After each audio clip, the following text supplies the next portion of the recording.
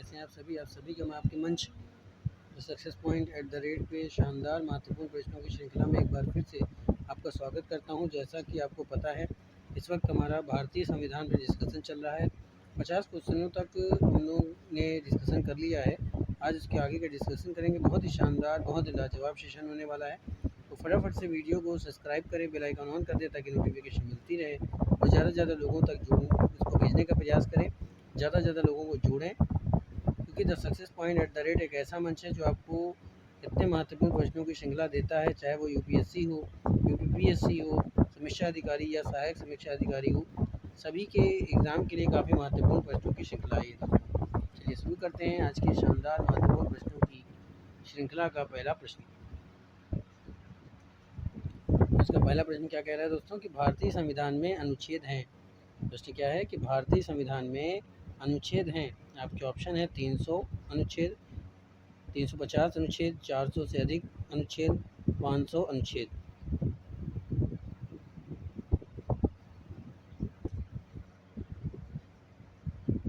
प्यारे दोस्तों, भारतीय संविधान में 400 से अधिक अनुच्छेद हैं, परंतु आज इनकी संख्या लगभग 450 पहुंच गई है, जबकि मौलिक संविधान में केवल 350 अनुच्छेद थे। ठीक है, यानी जो मौलिक संविधान थे, यानी जब पहला संविधान बना था तो उसमें कितने अनुच्छेद थे? 395 अनुच्छेद थे। ठीक है, तो भारतीय संविधान में कितने अनुच्छेद हैं? 400 से अधिक अनुच्छेद हैं। आपके ऑप्शन क्या हो जाएंगे? C. C is the right answer for this question. अगला प्रश्न, निम्नलिखित कथनों पर विचार कीजिए। कथन क्या कह रहा है कि भारत के संविधान में 20 भाग हैं। भारत के संविधान में कुल 390 अनुच्छेद हैं। भारत के संविधान में 9वीं, 10वीं, 11वीं और 12वीं अनुसूचियों को संविधान अधिनियम द्वारा जोड़ा गया है। उपरोक्त कथनों में से कौन सा सही है? तो दोस्तों, भारत के संविधान में 20 भाग नहीं 22 भाग हैं, तो ये तो गलत हो गया। अगला क्या कह रहा है कि भारत के संविधान में कुल 390 अनुच्छेद हैं। ये भी गलत हो गया दोस्तों, क्योंकि मौलिक अधिकार की अगर पूछता है, माफ़ कीजिएगा, मौलिक संविधान की बात करता है तो 395 अनुच्छेद हैं, और आज के टाइम की बात करें तो ये लगभग 450 के आसपास है। तो भारत के संविधान में 9वीं, 10वीं, 11वीं अनुसूची को संविधान अधिनियम द्वारा जोड़ा गया है। तो तीसरा केवल सही है। तो तीसरा कहाँ पे मिलेगा? आपको सी पे मिलेगा। C is the right answer for this question. अगला प्रश्न,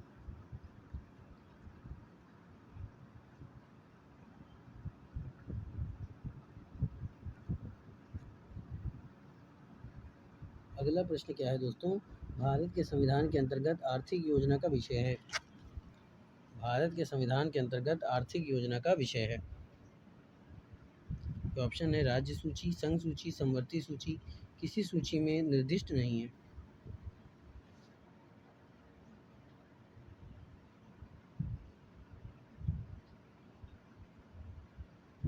क्वेश्चन क्या है कि भारत के संविधान के अंतर्गत आर्थिक योजना किसका विषय है? प्यारे दोस्तों, जो आर्थिक योजना का विषय है वो समवर्ती सूची का विषय है। इसका विषय समवर्ती सूची का। समवर्ती सूची कहाँ पे दिया हुआ है? सी पे दिया हुआ है। तो C is the right answer for this question. अगला प्रश्न, भारतीय संविधान की 10वीं अनुसूची का संबंध है भारत के राष्ट्रीय भाषा से, अनुसूचित एवं अनुसूचित जनजाति क्षेत्रों के प्रशासन से, न्यायिक पुनर्वलोकन से, दल बदल विरोधी कानून से।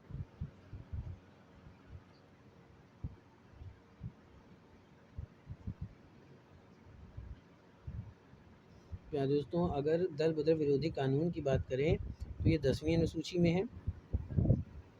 तो 10वीं अनुसूची के संबंध किससे पे है दोस्तों? दल बदल विरोधी कानून से। तो D is the right answer for this question.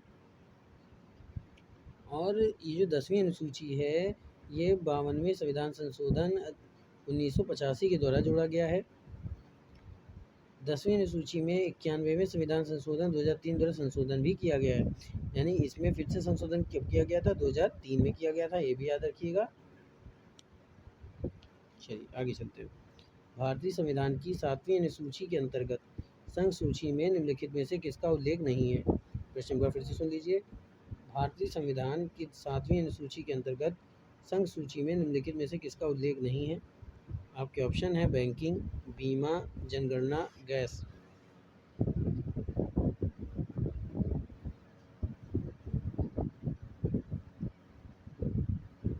तो भारतीय संविधान की 7वीं अनुसूची के अंतर्गत संघ सूची में जिसका उल्लेख नहीं है वो है गैस। तो आपके ऑप्शन क्या हो जाएंगे प्यारे दोस्तों? D is the right answer for this question. अगला प्रश्न, भूमि सुधार किस सूची के विषयों के अंतर्गत है?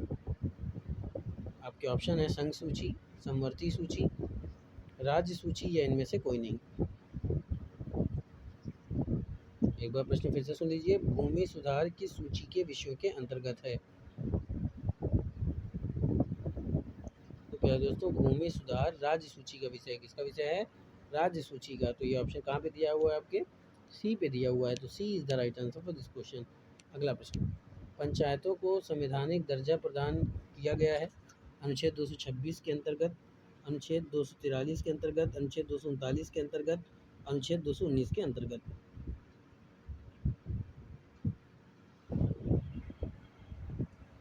73वें संविधान संशोधन अधिनियम द्वारा संविधान में एक नया भाग 9 तथा एक नई अनुसूची 11वीं अनुसूची जोड़ी गई। अनुच्छेद 243 के अंतर्गत पंचायती राज व्यवस्था को संवैधानिक दर्जा प्रदान किया गया है। तो पंचायतों को संवैधानिक दर्जा प्रदान किया गया प्राय दोस्तों अनुच्छेद 243 के अंतर्गत। तो आपके ऑप्शन क्या हो जाएंगे? सी। तो C is the right answer for this question. अगला प्रश्न, संविधान के प्रथम अनुच्छेद के अनुसार भारत है राज्यों का समूह, राज्यों का फेडरेशन, राज्यों का कन्फेडरेशन, राज्यों का यूनियन।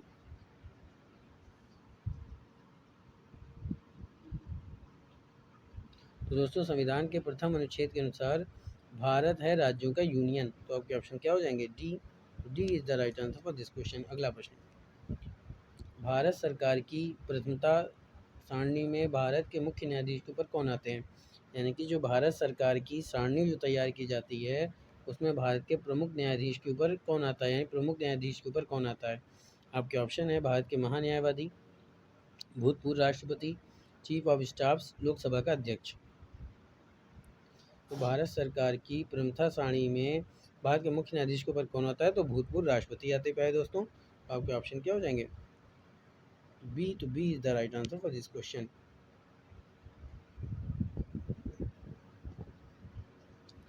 अगले प्रश्न की तरफ चलते हैं।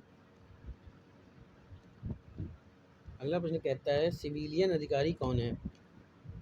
प्रश्न क्या है कि सिविलियन अधिकारी कौन है?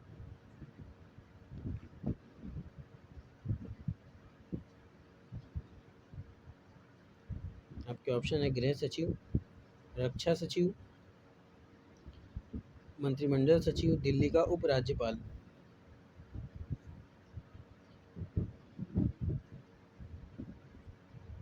भारत का सिविलियन अधिकारी कौन होता है? तो भारत का जो सिविलियन अधिकारी होता है वो मंत्रिमंडल सचिव होते हैं। आपके ऑप्शन क्या हो जाएंगे दोस्तों? सी। तो C is the right answer for this question. दोस्तों, अगर आप मेरे चैनल पर नए विजिटर हैं तो आपसे गुजारिश है कि मेरे चैनल को सब्सक्राइब करें, बेल आइकन ऑन कर दें ताकि नोटिफिकेशन मिलती रहे। चलिए आगे चलते हैं। भारतीय संविधान निम्न में से कौन सी नागरिकता प्रदान करता है? दोहरी नागरिकता, एकल नागरिकता, उपरोक्त दोनों या उपरोक्त में से कोई नहीं।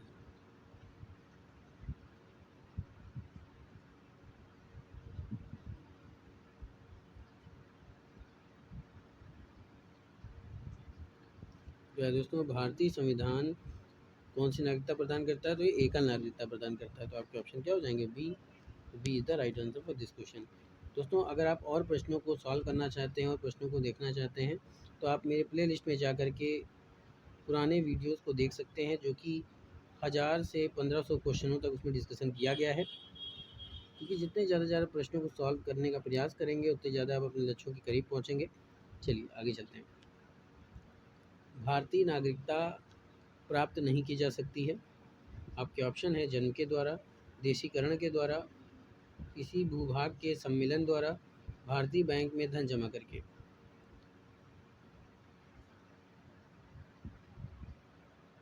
भारतीय नागरिकता अधिनियम 1955 द्वारा भारतीय नागरिकता निम्नलिखित तरीके से प्राप्त की जा सकती है। पहला, जन्म के द्वारा, रक्त संबंध के द्वारा, रजिस्ट्रीकरण के द्वारा, देशीकरण के द्वारा या किसी भूभाग के सम्मेलन द्वारा। भारतीय बैंक में धन जमा करना एक वाणिज्यिक व्यवहार है या नागरिकता प्राप्त करने का तरीका नहीं है। तो भारतीय नागरिकता प्राप्त नहीं की जा सकती है किसके द्वारा? भारतीय बैंक में धन जमा करके। तो आपके ऑप्शन क्या हो जाएंगे प्यारे दोस्तों? डी। तो D is the right answer for this question. अगला प्रश्न, निम्नलिखित में से किसको संविधान द्वारा मौलिक अधिकारों को लागू करने की शक्ति दी गई है। प्रश्न क्या है?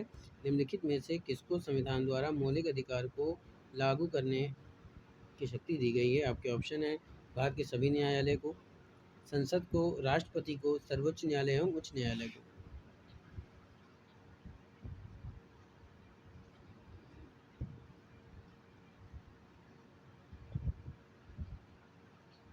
तो दोस्तों, संविधान का अनुच्छेद 13 व अन्य अनुच्छेद न्यायालय को न्यायिक पुनर्विलोकन की शक्ति प्रदान करता है। यह शक्ति केवल उच्चतम न्यायालय या उच्च न्यायालय को प्रदान की गई है।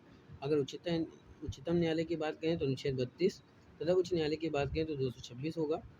इस शक्ति के अधीन उच्चतम न्यायालय एवं उच्च न्यायालय विधानमंडलों द्वारा पारित किसी भी अधिनियम को असंवैधानिक घोषित कर सकते हैं जो संविधान के भाग 3 में दिए गए किसी भी उपबंध की संगति में है।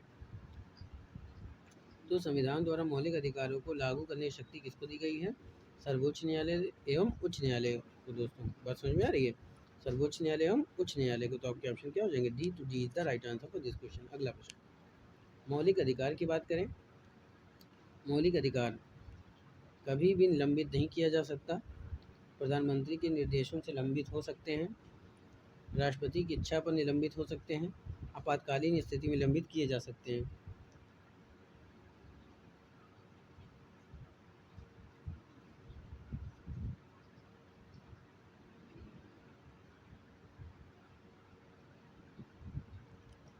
तो मौलिक अधिकार नैसर्गिक एवं अप्रतिदेय अधिकारी है।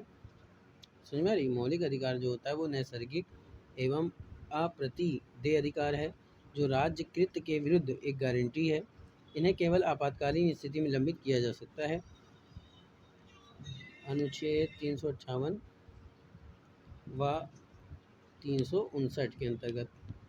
ठीक है, चलिए। तो मौलिक अधिकार आपातकालीन की स्थिति में लंबित किए जा सकते हैं। तो आपके ऑप्शन क्या हो जाएंगे? D to D is the right answer for this question. अगला प्रश्न, भारतीय संविधान में किस अनुच्छेद के अंतर्गत नागरिकों को मौलिक अधिकार प्रदान किए गए हैं? भारतीय संविधान में किस अनुच्छेद के अंतर्गत नागरिकों को मौलिक अधिकार प्रदान किए गए हैं? आपके ऑप्शन है अनुच्छेद 112 से अनुच्छेद 115, अनुच्छेद 12 से अनुच्छेद 35, अनुच्छेद 222 से 235 या इनमें से कोई नहीं। तो फटाफट से कमेंट कीजिए दोस्तों। भारतीय संविधान के भाग 3 में अनुच्छेद 12 से 35 तक मौलिक अधिकारों का वर्णन किया गया है। वर्तमान में कुल 6 मौलिक अधिकार प्रदान किए गए हैं। तो ये क्या हो जाएगा? अनुच्छेद 12 से 35। तो ये कहाँ पे दिया हुआ है? बी पे। तो B is the right answer for this question. अगला प्रश्न, भारत में मौलिक अधिकार के संबंध में निम्न कथनों पर विचार कीजिए। आपके कथन है यह राज्य कृत के विरुद्ध एक गारंटी है। बिल्कुल सही है दोस्तों। यह संविधान के भाग 3 में सूचीबद्ध है। ये भी सही है। सामाजिक, आर्थिक तथा राजनीतिक न्याय सुनिश्चित करते हैं। ये गलत है। यह संयुक्त राज्य अमेरिका में अधिकारों के बिल की भांति नहीं है। ये भी गलत है क्योंकि ये बिल की भांति है। तो उपरोक्त में से कौन सा कथन सही हो जाएगा? पहला और दूसरा सही हो जाएगा। तो कहाँ पे दिया हुआ है प्यारे दोस्तों? ये पहले पे दिया हुआ है, पहले ऑप्शन पे। तो A is the right answer for this question. अगला प्रश्न, भारतीय संविधान के अनुच्छेद 13 का मुख्य उद्देश्य निम्नलिखित में से किसके संदर्भ में संविधान की सर्वोच्चता सुनिश्चित करता है?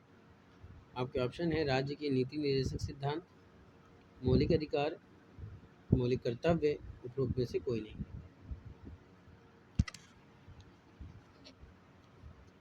भारतीय संविधान के अनुच्छेद 13 का जो मुख्य उद्देश्य है वो किसके संदर्भ में संविधान की सर्वोच्चता सुनिश्चित करता है?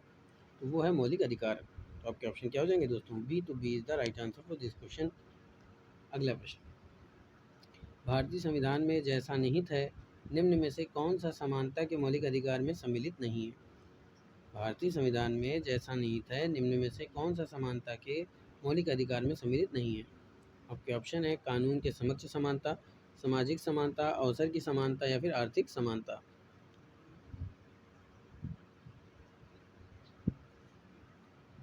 तो दोस्तों, भारतीय संविधान में जैसा निहित है जो समानता के मौलिक अधिकार सम्मिलित नहीं है वो कौन सा हो जाएगा? आपका आर्थिक समानता। तो आपका ऑप्शन क्या हो जाएगा? D to D is the right answer for this question. अगला प्रश्न, संविधान के निम्न क्षेत्र में से किस एक के द्वारा अस्पृश्यता का अंत किया गया है? अनुच्छेद 14, अनुच्छेद 16, अनुच्छेद 17, अनुच्छेद 18। संविधान में किस अनुच्छेद के द्वारा छुआछूत यानी अस्पृश्यता का अंत किया गया है? वो है प्यारे दोस्तों अनुच्छेद 17 के अंतर्गत।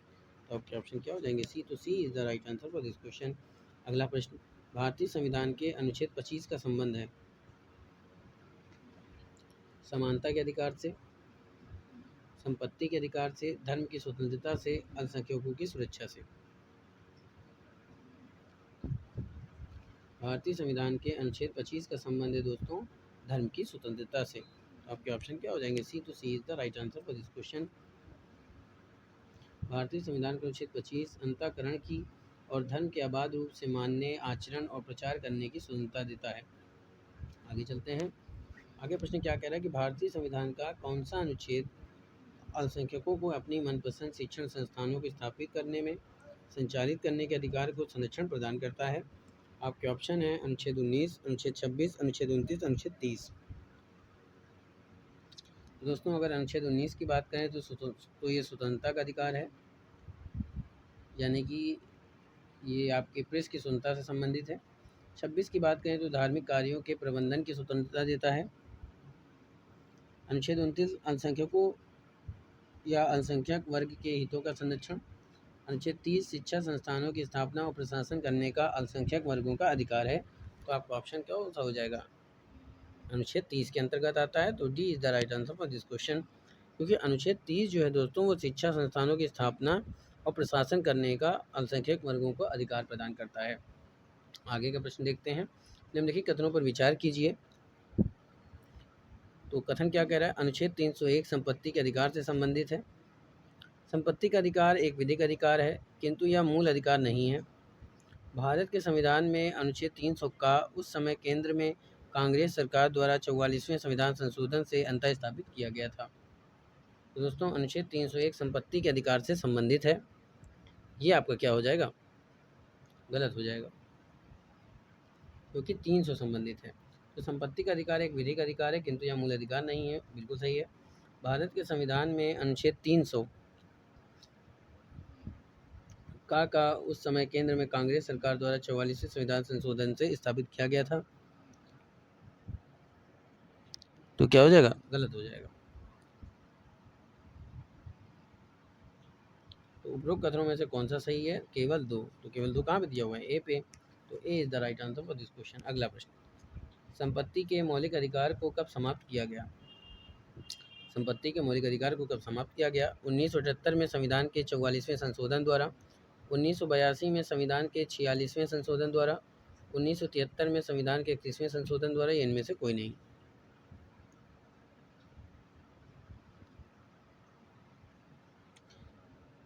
संपत्ति के मौलिक अधिकार को 1978 में 44वें संशोधन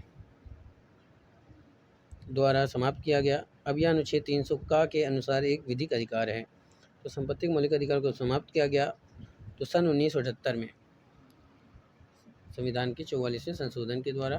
तो आपके ऑप्शन क्या हो जाएंगे? ए। तो A is the right answer for this question. अगला प्रश्न, मौलिक अधिकारों का संरक्षक है सर्वोच्च न्यायालय, संसद, राष्ट्रपति, प्रधानमंत्री?